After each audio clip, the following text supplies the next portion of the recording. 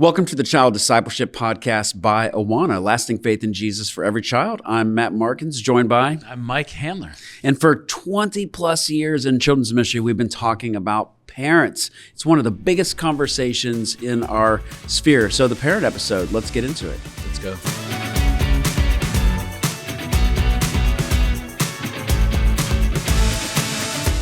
Okay, Mike, we're going to talk about two different gatherings, all right? One on the East Coast and one on the West Coast. Are you going to do accents? Oh, man, that'd be so great. Yeah. I'm so tempted. Oh, Don't do it. refrain. That's going to be offensive. My kids are saying, Dad, please don't spare I'm us. helping them amplify that. But you should. So the gathering on the East Coast, it's a children's ministry conference. It's 11 p.m. It's been a long day. This is post-conference. You kind of hanging out. There's 10 kids pastors sitting in the conference, like the hotel lobby. Yeah. Sitting in a circle. They've gone through the workshops. They've gone to the general sessions in the exhibit hall. And they're sitting around this circle, and one of them says, hey, who do y'all think is primarily responsible for the discipleship of our kids? Just kind of something that's been kicking around in their head. Yeah. Yeah. The ones who have been in kids ministry longer are like, boy, this person's a rookie if they're asking that question, you know? So there's that gathering that's happening in Florida on the East Coast. Then in San Diego, right? So if it's 11, what would that be? 10, 9, 8. It'd be 8. Yeah, 8 p.m. It's a late dinner in San Diego. It's summertime, so the sun is like setting. I like how you're adding to this. This is good. Yeah. Let's say La Jolla. Let's say La Jolla on the north side, kind of up on the Probably hill. some fish tacos. Yeah, up on the hill. And around this table, also 10 people. Do you have their names? We don't have to. There's a Stanley because there's a grandfather. There's a grandfather there. So it's a multi-generational and his gathering. wife Marge, you know. Yeah, so there's a couple grandparents They and moved there's from the Midwest. They moved from the Midwest. Yeah. There's some kids like grown adults, right? 10 people, some grandkids or grandparents and adults. So one of the adults around the dinner table asked the question like, hey, what do you think of Pastor Troy's sermon? Like, who's responsible? He was saying that, hey, as parents, we're responsible for discipling our own kids, but I don't know what I think about that. Like, I've never been to seminary. How am I supposed to disciple my own kids? So there's these two different gatherings of 10 people. And they're kind of telling a story about these two different groups. What do church leaders think about who's responsible for the discipleship of children? And what do parents and grandparents and congregants think? Well, so we were kind of curious, Awana as an organization, we were curious about this same question. And so in a 2022 research project called Children's Ministry in a New Reality with the Barna Group, we essentially asked this same question to three groups: church leaders, which were mostly kids pastors, parents, and then thirdly, congregants, meaning people who are everybody in the congregation. people who are church body but are not currently raising children. Yeah. So here's how these statistics shake out.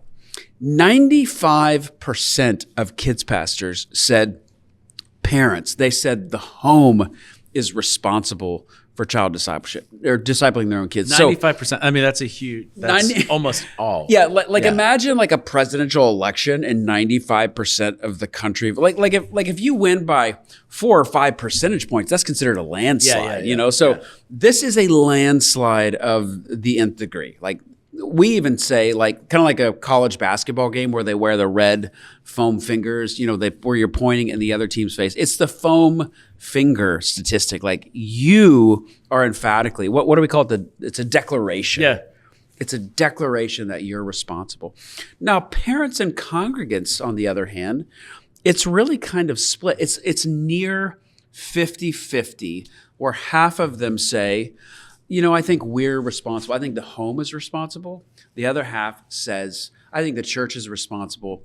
So let's go back to these two hypothetical gatherings. On the East Coast, sitting around that table, the kids pastors and children's ministry directors are all saying, man, parents are responsible. Yeah. It's so frustrating. We wish they would step up more. And at least 9 of the 10 people around that circle are saying emphatically, they're declaring parents are responsible. Now, over in San Diego, La Jolla, up on the hill, overlooking the water, the sun is setting. I want to be there. And the couple of grandparents and the aunts and uncles and parents sitting around the table, that dad is going, I've never been to seminary. I can't disciple my kids. But then grandmother chimes in and says, yeah, but you guys, the pastors are only with the kids once or twice a week, and you guys are with them all the time. What's happening around that dinner table is dialogue. Yeah. It's a back and forth. I think the church is responsible. I think we're responsible. It's a bit of a dialogue. So you got these two different, Mike, what do you call them? The agencies of formation? Yeah. God's agents of formation. The two different agents of formation don't quite see things the same. And this is what we call the church-home stalemate. The church and the home are stuck in their relationship. Yeah, and if, again, we've talked about this in a previous episode, but if you didn't join us or if you're new to the Child Discipleship Podcast, a stalemate is simply, where two sides are stuck. Yeah. And there's a ton of different examples of those. We have a stalemate in our house. Oh, you do? Yeah, well, it involves more than two sides. Yeah, marriage counseling on the podcast. No, we're not doing that. So we have the great garbage standoff. And maybe you guys have this. Maybe this is relatable to people at home. I'm interested. Yeah. So, the rule, unspoken rule in our house is that you only have to take apparently the garbage out once it falls over. Oh, like it's piling up beyond the brim of the... Yeah, think of it like, we have this, our kids, we have 4 kids, and they just keep adding to the garbage. It's like Jenga. It's gross though. It's a gross Jenga. Yeah. So this great garbage standoff is a stalemate in our house. It's like, oh, this is good. We're all frozen. We're all stuck. We can't do anything until absolutely it falls over and collapses. And that's just a kind of a silly picture. Yeah, you're waiting for the person who's going to make the move to actually take the trash out. And I think my kids are going to. You say garbage, I say trash. Trash, garbage. Yeah. Refuse. But I think, it's a funny picture of a stalemate. But this type of thing does exist in our churches, in various parts of society. But as it relates to the discipleship and who's primarily responsible for the discipleship of our kids, it causes a lot of pain and consternation in our churches. Yeah, and these two agents of formation are not hostile toward one another. The church loves parents, and parents love the church, but we don't quite see the discipleship of kids eye to eye. We're wondering who's responsible, and I think what's been pretty interesting as we've researched this quite a bit is how do we help. We had a previous episode. If you didn't listen to it, go back and listen to it about how do kids pastors spend their time. We've really identified through the research that how we spend our time is pretty critical to breaking the stalemate, because in order to break the stalemate, parents really need to be equipped relationally. Yeah. They need to be shown how. But how do we spend our time? We spend most of our time getting ready for the weekend, getting ready for Sunday, doing administrative tasks. So one of the systemic ways we break the stalemate is by changing our calendaring system to where we have time to relationally invest in parents or to create those programs that allow us to relationally train parents. So we've really, this is about how do we move from declaration, you're responsible, to dialogue. Well, and it does us no good either when we're pointing fingers at a party that doesn't feel equipped to do the work that we're expecting them to do. Yeah. It would be no different than you or I, expecting one of our kids who maybe doesn't know how to drive yet to, hey, go run to the store and get groceries, or whatever else. It's like they've never been trained necessarily. Yeah. They lack the confidence or the experience to do that, as opposed to us doing that alongside Although my them. youngest son Hudson would have loved that challenge before he was 16. Yeah. So, but not everyone's that way. So a lot of parents are saying, "Show me how. I need to be shown how." Let's go back to the Word. Let's go back to Deuteronomy 6. If you've been in kids ministry a while, you're intimately familiar with this being kind of the epic cornerstone biblical passage on instructing parents on how to engage in discipling their own kids. Maybe Mike, let's maybe give some commentary along the way as we read through this Bible passage together. Sure. So Deuteronomy 6, near the beginning of the Old Testament, starting with verse 4, Moses is really being God's mouthpiece to the children of Israel. And he says, "Hear, O Israel, the Lord our God, the Lord is one. You shall love the Lord your God with all your heart, soul, and mind and strength." What is Moses saying here? He's saying, parents, you need to treasure me. You need to love me. Yeah. You need to spend time with me.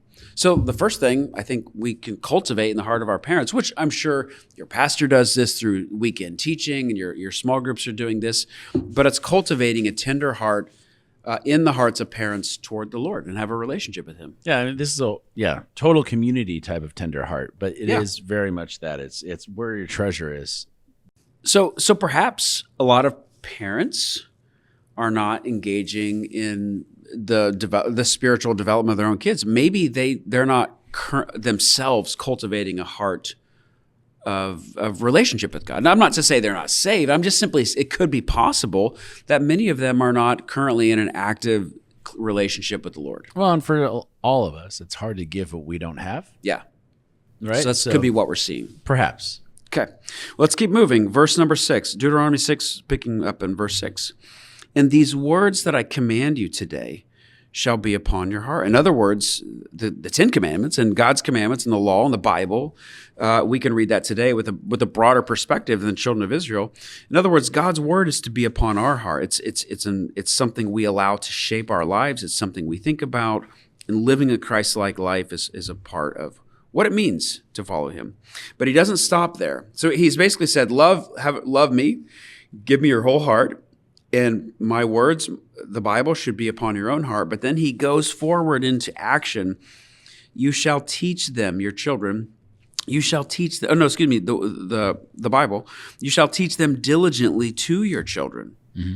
And you shall talk about them when you sit in your house, and when you walk by the way, and when you lie down, and when you rise. You shall bind them as signs on your hand, and they shall be as frontlets between your eyes. One more verse. You shall write them on the doorposts of your house and of your gates. So Mike, picking up in verse 6, what are you seeing there? I'm seeing the fact that these words that God is teaching, that he's commanding, are not they're not just for private consumption. They're for transformation. They're for transmission. They're to be shared, they're to be seen, they're to be taught, they're to be lived out in a very relational way. Yeah. And he's given us some pretty clear instruction that talking is important. That's it's a word that, to me, leaps out of verse 7 that we should talk of them. NIV says talk about them. Yep. So talk is pretty indicative of a relationship. If I'm a parent who doesn't talk with my kids much, I probably don't have much of a relationship with them. And Matt, I mean, one of the things here as we think about discipleship in the home, I mean, just to kind of get to some brass tacks here, is that talking doesn't have to be necessarily teaching, all the truths of the gospel in every conversation. Oh, this is good. You reminded me of something. Yeah, keep going. It's not as though in the school pickup line, I have to make sure that my son or my daughter knows everything they would ever need to know ever about, aspects of faith in one conversation. That's good. This is a gradual relational conversation upon conversation, sentence upon sentence type of building type thing that doesn't require deep knowledge in any one particular area, but just like how God operates in and through our lives. Yeah, it's funny, I hadn't thought this ahead, but just last week I was jotting some thoughts down about this very passage. I would love to read this. The prescription we get from the Bible, the message that was delivered from God to Moses, then ultimately to us as readers of the Bible, it takes place at the intersection of mundane and beauty. So let's look at how mundane these things are. I'm going to give some practical examples. Your daughter's had a bad day at school. What should we do? We're going to pray at home. Again, I'm pulling from the 4 things Moses lists here.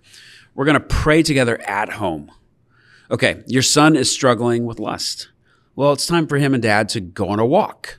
Yeah. Go on a walk while you're walking along the road. And maybe memorize a Bible verse together. Talk about this and pray. Number 3. Trevor is struggling with obedience. Trevor's like, let's say, a preschooler. We're going to snuggle together before bed, the third thing that Moses, when you lie down. And we're going to talk about it. We're going to ask him some questions. We're going to try to snuggle, open his heart up a little bit and get him to open up. And we're going to pray about it together. And then 4, Mia goes off to school And as she does, we're going to check in with her about that girl that's been bullying her. And we're going to remind Mia who created her, who loves her, where she belongs. And we're going to remind her of Imago Dei. She's created in God's image and how we can navigate this situation together. She's not alone. Then we're going to pray a prayer of blessing together. So what are we, to illustrate the point you were just making, at home, when you walk along the road, when you lie down, and when you get up, it's not as if that parent is like a recent seminary grad and is trying to pull from. They're just simply taking what they know about their faith in Jesus, what they know about the Bible, and weaving it into everyday conversation. Yeah. Talk about these things at home, when you walk along the road, when you lie down, and when you get up. But Mike, how can we get parents to have more confidence to do these things?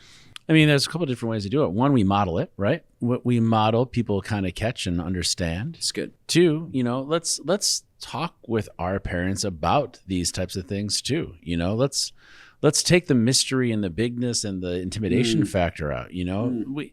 We talk to their kids, quote unquote, as professionals, and sometimes it's a lot easier for us. We for those of us who are parents, sometimes our kids act one way at home and differently in public. Yeah.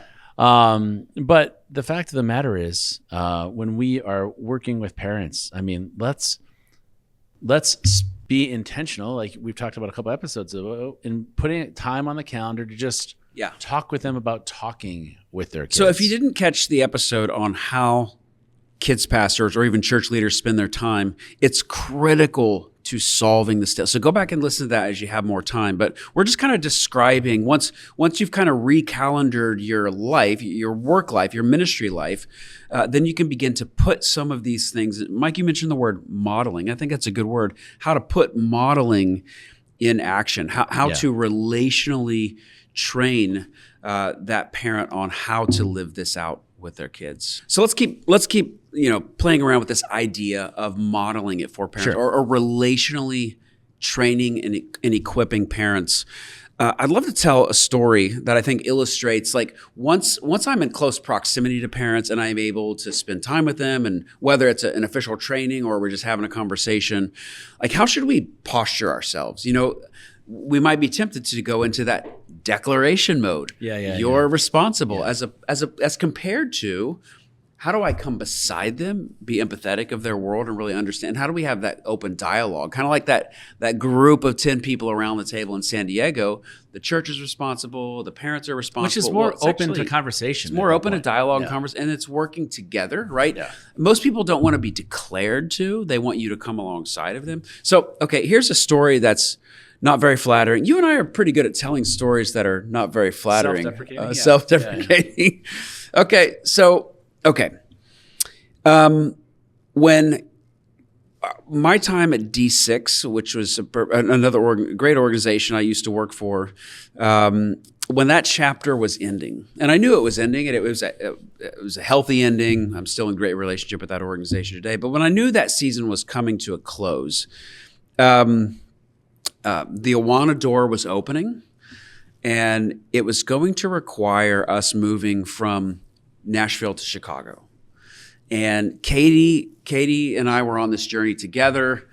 When we prayed to God and said, God, we will do this that we think you're asking us to do, but we want you to meet these certain set of conditions. You know how we do this. Yeah, we wear these fleeces out or whatever. Yeah. Well, let me tell you, God checked every one of those boxes. I saw it. Katie, I remember she literally had a list on, like, the grocery list kind of things that you might have. Paper. Long skinny paper.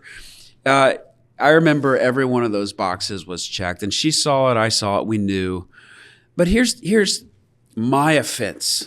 My offense in our journey together as husband and wife is, as soon as God checked that last box,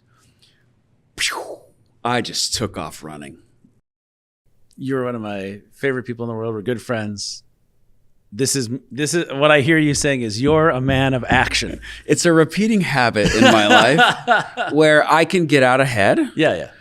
One of our mutual good friends says, if a soldier gets too far out ahead of the troops, you can't tell if he's friend or foe, right? And what happens to a soldier in that position? You might get shot, by your own people, because you don't know who it is, right? So I got so far out ahead because once God gave that green light and we both saw it, You stepped on the gas. I just stepped on the gas. Imagine a football player that's at like the 5-yard line going in, like trying to punch the ball in, and is looking back at everyone else who's at like the opposite 20-yard line and who's like, come on, come to where I'm at. We're going to punch the ball in. It's going to be awesome. It's going to be a touchdown.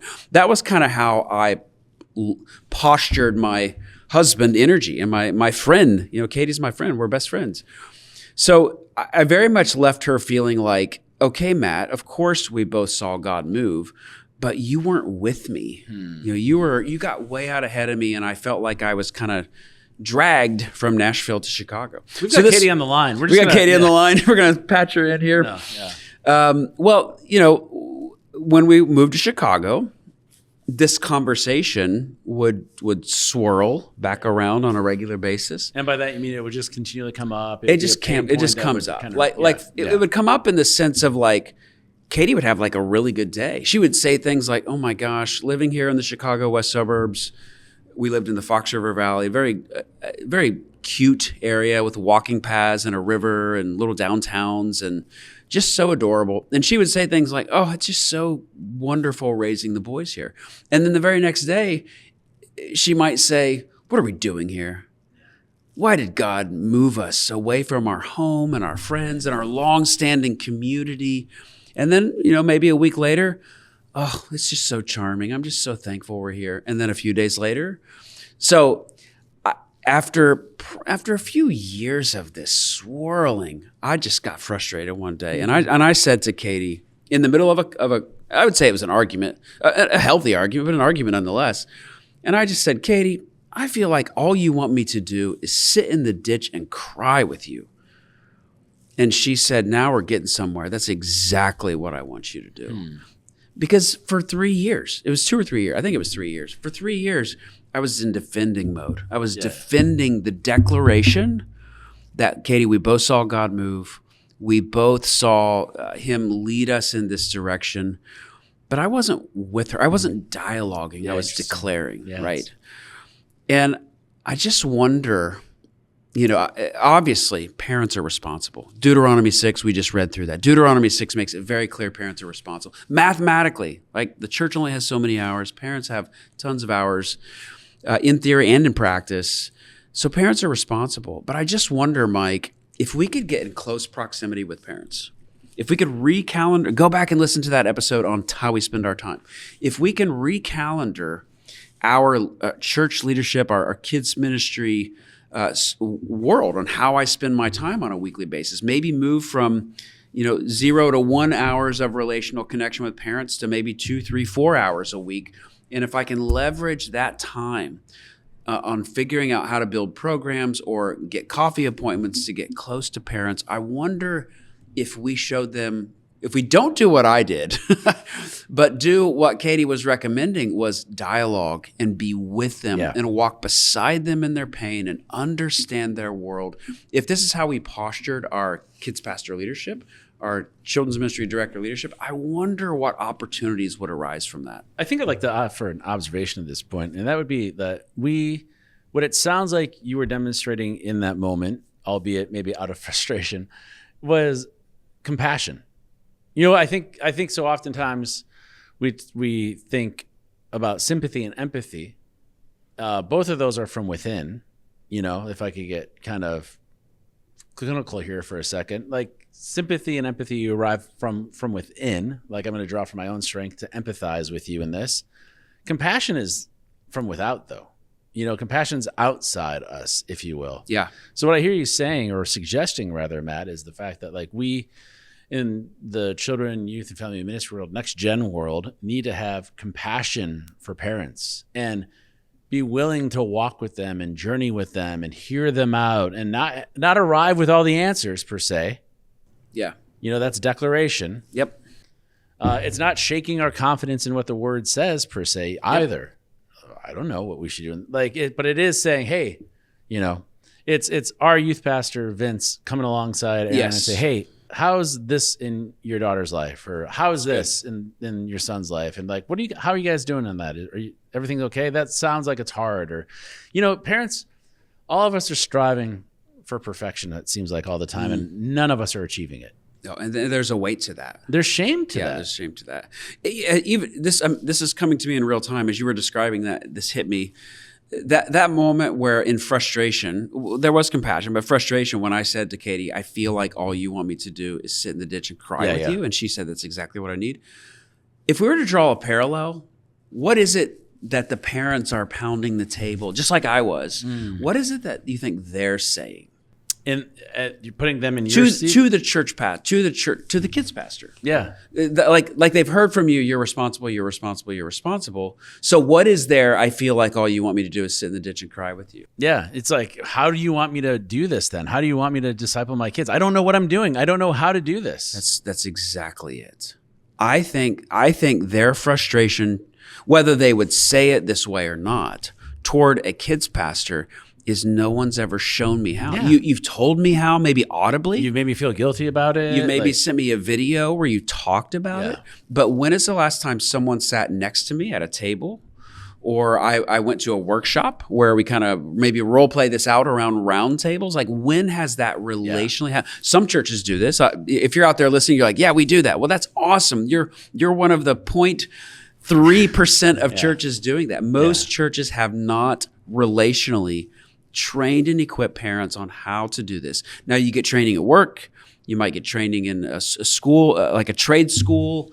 But many parents have not been trained on how to actually disciple their kids. Man, I think about some professions like in law where you have to put in a certain number of professional training hours in order to maintain practicums, your practice, in order to maintain your certification. You know, and yet as parents, no one gives us a manual per se. No one's like, oh, here you go. You know, like we get talked to and pointed fingers at, like you're saying, not by everyone. This isn't, we're speaking generalities, but we're not casting dispersions. So let's get practical. Let's try to create a series of models that could scale. Let's think of this like a pool or like a wave pool, right? When you walk in, I know you just love wave pools. Mike's a big wave pool guy. Water parks are like my least favorite thing. Oh, I know. Me too. So you get the very shallow end that starts with like a centimeter, right? And it goes to like maybe 10 feet.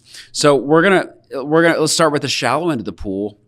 Let's say the shallow end of the pool is I'm going out to coffee with the parent and we're going to have a conversation. I think the shallow end of the pool, I mean, can we even back that up? Okay, yeah. The shallow end of the pool is just knowing the parents' names. Oh, goodness. That's great. You know, or a hall conversation at church. Correct. Or like pick up at like when kids are getting picked. Like that's as a children's pastor, especially in the younger years, like position yourself at the pickup and drop off. It's great. Get to know parents' names. I think that's like zero entry, and that's your trust building in order to get that coffee appointment. Absolutely. Yeah. And then let's zoom over to the deep end of the pool. This is like a full-blown program, like we talked about in the other episode. Just as your church might have a next steps class or a new believers class or membership or baptism. Let's say your church at the very deep end of the pool we have let's say a 4-week course on how to disciple your kids. You're going to use that same kind of room in your facility that you would do the new believers class or whatever. And so it's a 4-week program you could maybe cycle through maybe once a year or 2 or 3 times a year. What's this going to do for your senior pastor? It's going to help prioritize this. It's going to help. It's going to, everything he wants from those parents and congregants, it's going to help accelerate that. Yeah, absolutely. Yeah, you're sharing mission at that point. You're sharing those successes as well. When pastor is preaching the sermons, he's praying, he's longing for transformation to where these parents would step up, be a disciple themselves, and engage in their own kids. Oftentimes, preaching alone, which is hearing information, many times we need to move into training. Training engages the limbic system and engages your whole body, so to speak, where you move from just hearing information to modeling it, like you said earlier, and putting it into action. So this 4-week training course at the deep end of the pool could be something that maybe no matter the size of your church, but if you're able to put in the time, create a parenting course that shows them how to engage in discipleship behaviors with my kids. And it's not from shallow end to deep end. There's points all along the way. that we I'm can just showing engage.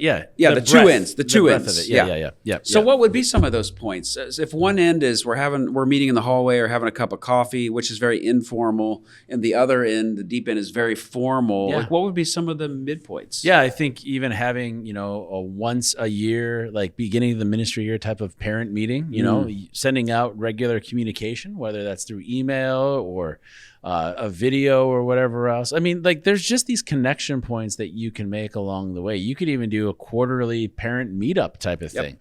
All family, like host families in your church for barbecues if you wanted to at the beginning or end of ministry years. That's so good. Food will get people there. Food gets people there. Convenience gets people there. So plan these things around already existing services, kind of like what you were talking about earlier with doing it along the same lines like a new believers course. I mean, we're just talking logistics. Yeah. This is what we're talking about right I think now. as you said that, I had two additional ideas. One of them, let's think of two different teams. You could have one team that's like a think tank team. Sure. Like these are kind of your high flyer, your top performer parents, so to speak. Like maybe 3, 4, 5, 6 couples or parents who are already involved in discipling their own kids. What if you set up like a semi-regular gathering with them just to think together, to dream together, to take notes, to start to build how could we relationally, that's the key, relationally train and engage parents to where they no longer say, no one's ever shown me how. Yeah. And so a think tank team who could help you build something that could be a sustainable ministry.